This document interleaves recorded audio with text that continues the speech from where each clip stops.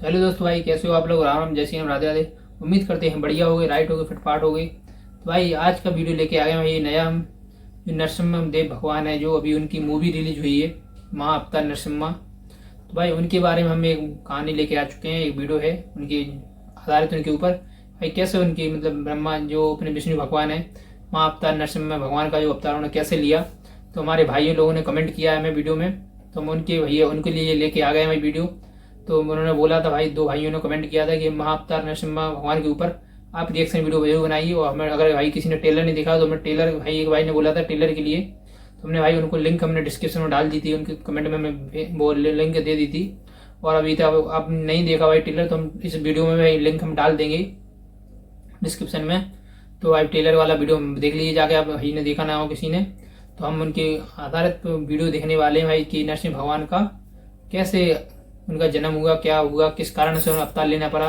हमारे जो विष्णु भगवान है महाअवतार नरसिम्हा देव को भगवान क्यों लेना पड़ा, उन्हें जन्म क्यों अवतार लेना पड़ा, क्या बात थी, क्या कारण थी, उसके ऊपर आधारित पूरा वीडियो देखेंगे हम। तो हम अपने भाइयों को लेके, जो कमेंट किया था उनको लेके के लिए हम वीडियो लेके आ चुके हैं। सभी लोग वीडियो बने रहिए, वीडियो को देखना, वीडियो को लाइक करना, वीडियो शेयर करना, चैनल को प्लीज सब्सक्राइब करना जो चैनल पहली बार आए हो तो। और भी किसी भाई आप लोग कमेंट करिए, मैं अगर आप किसी और वीडियो पर हमारे रिएक्शन चाहते हो तो कमेंट करके जरूर बताइए। अभी हम अपने भाइयों के कहने पर हम दूसरा वीडियो लेके आ गए हैं। और आप भी और भी भाई जो हमारे पहली बार चैनल पर जुड़े हैं तो हमें कमेंट करिए, लाइक करिए, वीडियो शेयर करिए, चैनल प्लीज सब्सक्राइब कर दीजिए। और आप चाहते हो हमारी वीडियो और किसी वीडियो पर रिएक्शन तो आप कमेंट कर बता दीजिए, हम उस पर जरूर बनाएंगे, कोशिश करेंगे बनाने की। तो हम इस वीडियो देखेंगे और आप सभी लोग वीडियो बने रहिए देखना जानकारी। तो हम वीडियो स्टार्ट करते हैं नए वीडियो में। तो वीडियो स्टार्ट करते हैं, 1 2 3। महर्षि कश्यप की पत्नी दक्ष पुत्री दिति मातृत्व के गौरव से आलोकित थी जब उनके गर्भ से दो पराक्रमी बालकों का जन्म हुआ। बड़ा पुत्र हिरण्यकशिपु और छोटा हिरण्याक्ष। दोनों भाइयों के बीच अगाध स्नेह था। वे महाबलशाली थे, अपार पराक्रम और अटूट आत्मबल से संपन्न। समय बीता और दोनों ने अपने अद्वितीय युद्ध कौशल से देवताओं को पराजित कर स्वर्ग पर अधिकार कर लिया। परंतु एक दिन हिरण्याक्ष ने अपनी शक्ति के मद में आकर पृथ्वी को रसातल में ले जाकर छिपा दिया। सृष्टि संकट में आ गई। तभी भगवान विष्णु ने वराह अवतार धारण कर पृथ्वी की रक्षा के लिए हिरण्याक्ष का वध कर दिया। अपने प्रिय भाई की मृत्यु ने हिरण्यकशिपु के हृदय को क्रोध और प्रतिशोध से भर दिया। उसने समस्त दैत्यों को आदेश दिया कि वे प्रजा पर अत्याचार करें और स्वयं महेंद्राचल पर्वत की ओर प्रस्थान कर गया। वहाँ उसने भगवान विष्णु से अपने भाई की हत्या का प्रतिशोध लेने के लिए ब्रह्मा जी की घोर तपस्या आरंभ कर दी। इधर दैत्य राज्य राजा विहीन हो गया। अवसर देखकर देवताओं ने आक्रमण कर दिया। दैत्य इस युद्ध में टिक नहीं पाए और पाताल लोक की ओर पलायन कर गए। देवराज इंद्र विजय के उल्लास में हिरण्यकशिपु के महल में प्रविष्ट हुए। वहाँ उन्होंने उसकी पत्नी कयाधु को बंदी बना लिया। कयाधु उस समय गर्भवती थी। इंद्र ने उन्हें अपने साथ लिया और अमरावती की ओर चल पड़े। रास्ते में देवर्षि नारद से भेंट हो गई। नारद जी ने स्नेह से पूछा, देवराज इसे कहाँ ले जा रहे हो? इंद्र ने कहा, देवर्षि, इसके गर्भ में हिरण्यकशिपु का अंश है, उसे मारकर इसे छोड़ दूंगा। यह सुनकर नारद जी ने कहा, देवराज, इसके गर्भ में बहुत बड़ा भगवत भक्त है जिसे मारना तुम्हारी शक्ति के बाहर है, अतः इसे छोड़ दो। नारद जी के कथन का मान रखते हुए इंद्र ने कयाधु को छोड़ दिया और अमरावती चले गए। नारद जी कयाधु को अपने आश्रम पर ले आए और उससे बोले, बेटी, तुम यहाँ आराम से रहो जब तक तुम्हारा पति अपनी तपस्या पूरी करके नहीं लौटता। कयाधु उस पवित्र आश्रम में नारद जी के सुंदर प्रवचनों का लाभ लेती हुई सुख पूर्वक रहने लगी, जिसका गर्भ में पल रहे शिशु पर भी गहरा प्रभाव पड़ा। समय होने पर कयाधु ने एक पुत्र को जन्म दिया जिसका नाम प्रहलाद रखा गया। इधर हिरण्यकशिपु की तपस्या पूरी हुई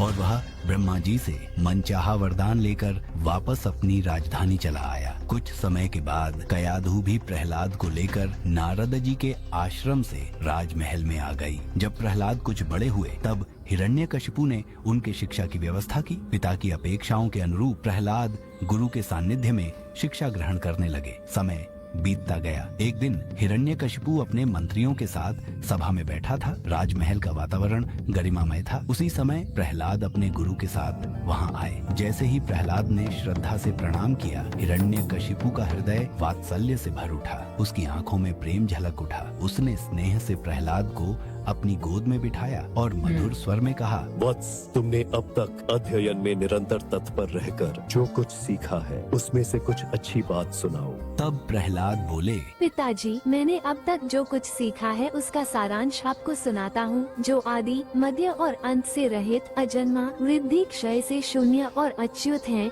समस्त कारणों के कारण तथा जगत की स्थिति और अंतकर्ता उन श्रीहरि को मैं प्रणाम करता हूँ। ये सुनकर श्रीहरि। दैत्यराज हिरण्यकशिपु के नेत्र गुस्सा आ गया क्रोध है। से जल उठे। उसने कांपते हुए होठों से उसने प्रहलाद के गुरु की ओर तीव्र दृष्टि डालते हुए गरज कर कहा, अरे गुरुदेव दुर्बुद्धि बदे। ब्राह्मण, यह क्या? तूने मेरी अवज्ञा करके इस बालक को मेरे परम शत्रु की स्तुति से युक्त शिक्षा कैसे दी? गुरुजी ने कहा, दैत्यराज, आपको क्रोध के वशीभूत नहीं होना चाहिए। आपका पुत्र मेरी सिखाई हुई बात नहीं कह रहा है। हिरण्यकशिपु बोला, बेटा प्रहलाद, बताओ तुमको यह शिक्षा किसने दी है? तुम्हारे गुरुजी कहते हैं कि मैंने तो इसे ऐसा उपदेश दिया ही नहीं है। प्रहलाद बोले, पिताजी, हृदय में विराजमान भगवान विष्णु ही समस्त जगत के परम उपदेशक हैं। उन्हें छोड़कर और कौन किसी को सत्य का बोध करा सकता है? हिरण्यकशिपु बोला, अरे मूर्ख, जिस विष्णु का तू निशंक होकर स्तुति कर रहा है वह मेरे सामने कौन है? मेरे रहते हुए और कौन परमेश्वर नहीं कहा पता जा नहीं, सकता भैया है? मारा फिर तो भी भाई, तू मौत के भैया मुख बस में कर रहा था, जाने की इसे इच्छा से मैं- बार बार ऐसा बक रहा है। ऐसा कहकर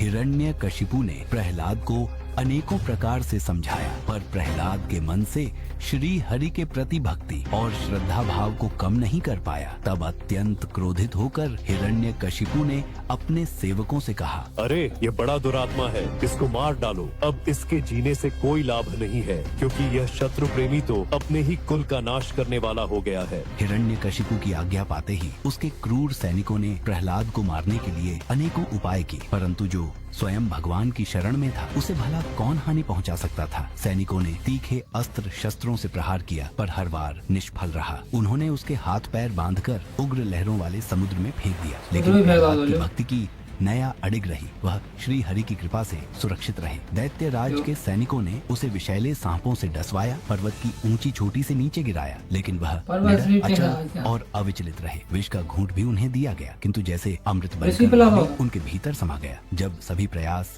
विफल हो गए, तब हिरण्यकशिपु के पुरोहितों ने अग्निशिखा के समान प्रज्वलित महाभयंकर कृत्या उत्पन्न की। कृत्या अपने पैरों से पृथ्वी को कंपित करती हुई भयंकर गर्जना के साथ प्रकट हुई। उसकी उग्र दृष्टि प्रहलाद पर पड़ी और क्रोध में जलती हुई उसने त्रिशूल उठाकर उनकी छाती पर प्रहार किया। परंतु यह क्या, जैसे ही त्रिशूल प्रहलाद की पवित्र छाती से स्पर्श हुआ, वह तेजोमय शस्त्र तुरंत टुकड़े टुकड़े होकर भूमि पर गिर पड़ा। जो बालक निष्पाप था, जिस पर श्री हरि की कृपा थी, उस पर पापाचार का प्रहार कैसे सफल होता? उसी कैसे क्षण मरते हैं, कृत्या भगवान क्रोधित भक्ति हो कर रहे उठी। उसने अपनी भयंकर दृष्टि घुमाई और जिन्होंने इस अधर्म का आह्वान किया था उन्हीं पुरोहितों पर टूट पड़ी। देखते ही देखते उसने उन पापियों का संहार कर दिया और स्वयं भी उसी क्षण भस्म हो गई। अन्य प्रचलित कथाओं के अनुसार कृत्या के स्थान पर होलिका का नाम आता है, जिसे अग्नि में न जलने का वरदान प्राप्त था। हिरण्यकशिपु के आदेश पर होलिका प्रहलाद को अपनी गोद में लेकर प्रज्वलित अग्नि में प्रवेश कर गई। अग्नि की लपटें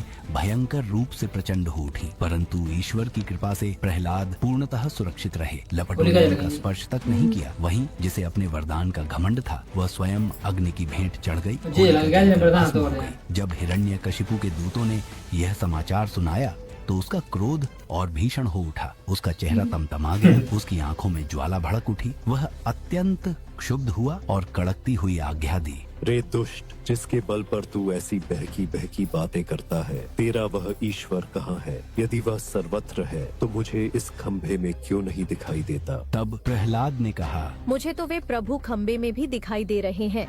हिरण्यकशिपु का क्रोध अपने चरम पर था। उसकी आंखें क्रोध से लाल हो रही थीं, सांसें तेज चल रही थीं। वह गरजते हुए खंभे के पास पहुंचा और पूरी शक्ति से एक घूंसा दे मारा। अचानक उस खंभे से एक भयंकर गर्जना गूंज उठी, इतनी प्रचंड कि पूरी सभा कांप उठी। दिशाएं थर्रा गईं, देवता भी भयभीत हो उठे। खंभा फट गया और उसमें से एक अद्भुत अकल्पनीय विकराल रूप प्रकट हुआ। भगवान नृसिंह प्रकट हो चुके थे। उनकी आंखें दहकते हुए अंगारों की तरह चमक रही थीं। तीखे दांत बाहर झांक रहे थे। लंबे और घने केश अग्निशिखा की तरह प्रतीत हो रहे थे। उनका आधा शरीर मनुष्य का था और आधा सिंह का। उनकी एक एक गर्जना से वातावरण कांप रहा था। कोई भी उनके पास जाने का साहस नहीं कर शेर को पा भी रहा था, सिंगल पर बगल लेके हिरण्यकशिपु आएगा। भयभीत नहीं हुआ। उसने गरज कर सिंहनाद किया और गदा उठाकर भगवान नृसिंह पर टूट पड़ा। दोनों में भयंकर युद्ध होने लगा। पूरी सभा युद्ध के इस भीषण दृश्य को देखकर जड़ हो गई थी। भगवान नृसिंह ने खेल ही खेल में हिरण्यकशिपु को दबोच लिया। उनके तीखे नख हिरण्यकशिपु के शरीर में चुभने लगे। वह छटपटाने लगा, लेकिन अब कोई रास्ता नहीं था। भगवान नृसिंह उसे सभा के द्वार पर ले गए, अपनी जंघा पर गिराया और अपने तीखे नखों से उसका हृदय चीर डाला। हिरण्यकशिपु का अंत हो चुका था। सभा में उपस्थित दैत्य भयभीत होकर इधर उधर भागने लगे, लेकिन नृसिंह भगवान के प्रचंड क्रोध से कोई बच नहीं सका। उन्होंने असुरों का संहार कर दिया और फिर सिंहासन पर जा बैठे। उनकी भयंकर गर्जना अभी भी पूरे ब्रह्मांड में गूंज रही थी। कोई भी उनके निकट जाने का साहस नहीं कर पा रहा था। देवगण, आर्षि मुनि, सिद्ध, गंधर्व उपस्थित थे, पर भगवान के उग्र रूप को देखकर कोई भी उनके समीप नहीं जा पा रहा था। माता लक्ष्मी को भी बुलाया गया, लेकिन वे भी भयभीत थी। तब ब्रह्मा जी ने प्रहलाद की ओर देखा और कहा, बेटा, तुम्हारे पिता पर ही तो भगवान क्रुद्ध हुए थे, अब तुम ही जाकर उनको शांत करो। भगवान नृसिंह का उग्र रूप देखते ही प्रहलाद श्रद्धा से नतमस्तक हो गए। वे धीरे धीरे उनके समीप गए, अपने नन्हे हाथ जोड़कर साष्टांग भूमि पर लौट गए और भक्ति भाव से उनकी स्तुति करने लगे। प्रहलाद को अपने चरणों में पड़ा देखकर भगवान दयार्द्र हो गए और उसे उठाकर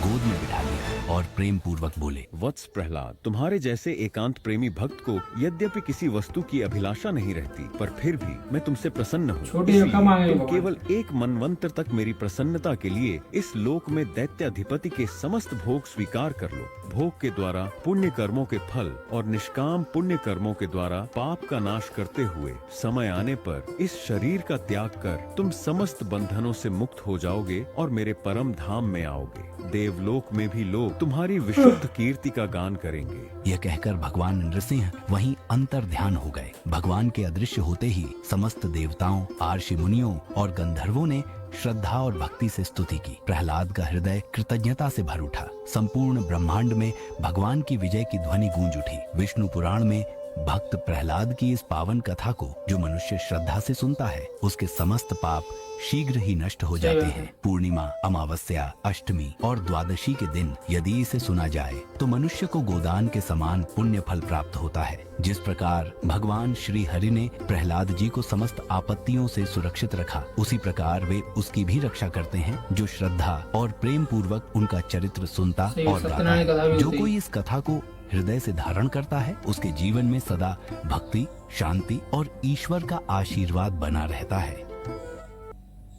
तो जब वीडियो समाप्त होता है, सभी ने देखा भाई वीडियो बहुत बढ़िया था, बहुत इन्फॉर्मेशन वाला वीडियो था। जो जानकारी थी भाई वो मैं भी पता नहीं थी, सही से पता चली भाई, सभी को बताया भाई स्टोरी लाइन। तो भाई जो आदित्य पत्नी थी, जो ब्रह्मा जी पत्नी थी भाई, तो उनके भाई 2 पुत्र हुए, हिरण्यकश्यप, एक हिरण्याक्ष, ऐसा मतलब हिरण्याक्ष उसका नाम था, और एक हिरण्यकश्यप। तो हिरण्याक्ष दोनों बलशाली थे भाई, दोनों भाई तपस्या की बलशाली थे। दोनों भाई देवलोक पे कब्जा कर लिया था। और हिरण्याक्ष रहते वो, और हिरण्याक्ष पृथ्वी को लेके पाताल में छुपा देता है। तो उसको पृथ्वी को बचाने के लिए तो भगवान विष्णु ने फिर से अवतार लिया था, जो बड़ा अवतार बोला जाता है उनको। बड़ा अवतार जो पृथ्वी को बचाने के लिए लेके आए थे, और उन्होंने हिरण्याक्ष का वध कर दिया था। तो उसके क्रोध में उनका जो भाई था हिरण्यकश्यप, तो उन्होंने क्रोध में उसने तपस्या की कि जो अपने विष्णु भगवान है उनसे बदला लेने के लिए। तो बदला लेने के लिए उनकी पत्नी थी हिरण्यकश्यप की, वो ब्रह्मा जो ऋषि होते, ऋषि मुनि, उनकी वहाँ पर उन्होंने शरण ली। तो वहाँ पर उनके अपने जो प्रहलाद थे उनकी गोद में थे, उनके गर्भ में थे। तो उन्होंने वहाँ पर जो भजन कीर्तन होते थे, तपस्या, वहाँ पर जो ऋषि मुनि होते, कथाएं सुनाते थे, उन्हें जो प्रभु की भक्ति करते थे, उनके वहाँ पर उन्हें ज्ञान प्राप्त हो चुका था पहले ही गर्भ में। जैसे ही आपने सुना होगा महाभारत में, जैसे अर्जुन के जो पुत्र थे अभिमन्यु, तो उनको जो चक्रव्यूह तोड़ने का ज्ञान पहले प्राप्त हो चुका था। तो भाई ऐसा ही था। तो एकलव्य जो प्रहलाद थे, तो प्रहलाद पहले ही गए थे गर्भ में ही, उनको जो भगवान विष्णु है उनको तपस्या में लीन हो चुके थे।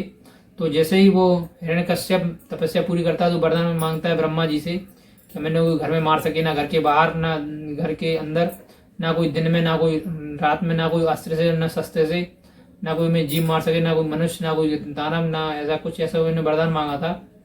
तो वो उन्होंने सोचा, उनको घमंड हो गया था अपनी शक्ति पे कि हम अमर हो चुके हैं। तो भाई लेकिन भगवान से बड़ी कोई शक्ति है नहीं। फिर उन्होंने तपस्या की कही थी। फिर उसके बाद जो उनकी पत्नी थी, पहला जन्म हो जाता है। पहला तो वहाँ पर जाते हैं तो वहाँ पर वो अपने भगवान विष्णु की आराधना करते रहते हैं, लेकिन वो उनके दुश्मन मानते थे उनके पिता हिरण्यकश्यप। तो उनको बहुत बुरा लगता था जब वो उनका पुत्र ऐसा मानता। उन्होंने मारने का कई प्रयास किया, कई समुद्र में फेंको उन्हें, सांपों से भी डरवा, समुद्र में फेंको, विष भी पिलाओ उन्हें, लेकिन वो उनकी पहला हमेशा बच जाते थे। भगवान की भक्ति करते थे, बच जाते थे, लीन रहते थे। तो लास्ट में आगे उनके पिता जो बोलते हैं उनको कि तुम्हारा इनका वध कर दिया जाए। तो वो बोलते, और होलिका जो राक्षसनी थी उनको वरदान था क्या है कि अग्नि में नहीं जलेंगी भाई। वो प्रहलाद को लेकर अग्नि बैठ जाती है, लेकिन जब वो वहीं भक्ति करते हैं, भगवान विष्णु की आराधना करते हैं, मन में बोलते हैं, तो होलिका जल जाती हैं, उनका वरदान विफल हो जाता है और प्रहलाद बच जाते हैं। और फिर लास्ट में उनके पिता उनको मारने का आदेश दे देते हैं। उसके बाद जो क्रोध में आकर भगवान विष्णु अवतार लेते हैं, खम्भे से निकलते हैं। तो बकराल रूप लेते हैं भयंकर वाला, जिसमें आधा शरीर उनका होता है, आधा शेर का कुछ भी सिंह का। तो इतना भयानक रूप लेते हैं और हिरण्यकश्यप को, उनके बीच में दोनों युद्ध होता है। हिरण्यकश्यप को दवा जो वो उनका गेट होता है, गेट की चौखट पर जाके ले जाते हैं, वहाँ पर वध करते हैं। ना दिन होती है ना रात होती है, और ना वो मनुष्य थे ना वो दानव थे, ना नाखून से किया था उन्होंने, ना अस्त्र से ना शस्त्र से। जैसे उन्होंने पूरे वचन का भी ध्यान रखा विष्णु भगवान ने, वध कर दिया। ऐसे ही उनके पापों का समाप्त कर दिया भगवान विष्णु ने। और बहुत क्रोध हो गए थे। प्रहलाद ने उनको बात की उनसे, जब वो हाथ जोड़ के खड़े हुए, उनसे विनती की भगवान से। तो भगवान फिर जब उन्हें क्रोध शांत हुआ, प्रहलाद को उनसे बात की, उन्होंने वरदान दिया। बोले तुम अभी तुम्हारी उम्र जो आई हुई है, तुम कुछ मांग सकते नहीं, तुम्हारी क्या वो हो सकती है। ऐसा उनकी स्टोरी थी भाई। तो ऐसे जो जन्म हुआ था महाअवतार नरसिम्हा भगवान का, ऐसी भाई मूवी आई हुई है। तो इसी पे आधारित मूवी है, पूरी कहानी यही वाली है। सभी लोग देख जाइए, बढ़िया सिनेमेटोग्राफी, एनिमेटेड मतलब कार्टून वाली मूवी अगर सोच रहे हो तो आप बिल्कुल गलत सोच रहे हो भाई मूवी एक नंबर मूवी है। कलेक्शन में पहाड़ जो अपना पहाड़ सब में मतलब कलेक्शन में बम्पर कमाई कर रही है। जो उसका कलेक्शन आ रहा है, बहुत अच्छा कलेक्शन आ रहा है। मूवी ताबड़तोड़ कमाई कर रही है। और जो अभी मूवी जो उसके अभी और पार्ट आने वाले हैं, पूरे 10 अवतार दिखाएंगे वे। जो उनके डायरेक्टर हैं अश्विनी कुमार डायरेक्टर ने उनके पूरी मूवी बनाई। हम्बल्स वाले फिल्म बना रहे हैं, इनके पूरे अवतार के बारे में, विष्णु भगवान के बारे में मूवी बनाएंगे। अभी नरसिम्हा भगवान का अवतार बनाया है, अच्छा चल रहा है मूवी। तो सभी लोग देखने जाइए, पब्लिक रिव्यू बढ़िया आ रहे हैं। तो आप लोग जो पहली बार आए हमारे चैनल तो वीडियो को लाइक करिए, वीडियो शेयर करिए और चैनल को प्लीज़ सब्सक्राइब करिए। तो आप लोगों को वीडियो कैसा लगा कमेंट करके मैं जरूर बताइए। हमारे भाइयों ने रिक्वेस्ट की थी तो हमने वीडियो बनाया आप सभी के लिए भाई। तो आप जो हमारे चैनल भाई पहली बार आए तो वीडियो को लाइक करिए, वीडियो शेयर करिए, चैनल को प्लीज़ सब्सक्राइब कर दिए। और इन वीडियो का लिंक हम डिस्क्रिप्शन में डाल देंगे। और जो भाई मैं चैनल पहली बार आए तो प्लीज़ चैनल को सब्सक्राइब कर दिए। और आप किसी और हमारे वीडियो पर हमारे रिएक्शन चाहते हो तो प्लीज़ कमेंट करके हमें जरूर बताइए, अपनी राय दीजिए हमें और कमेंट करके बताइए हमारे वीडियो कैसे लगते हैं, कमेंट करिए। और किसी और वीडियो चाहते हो जरूर बताइए। वीडियो साफ करते हैं। जय हिंद जय भारत।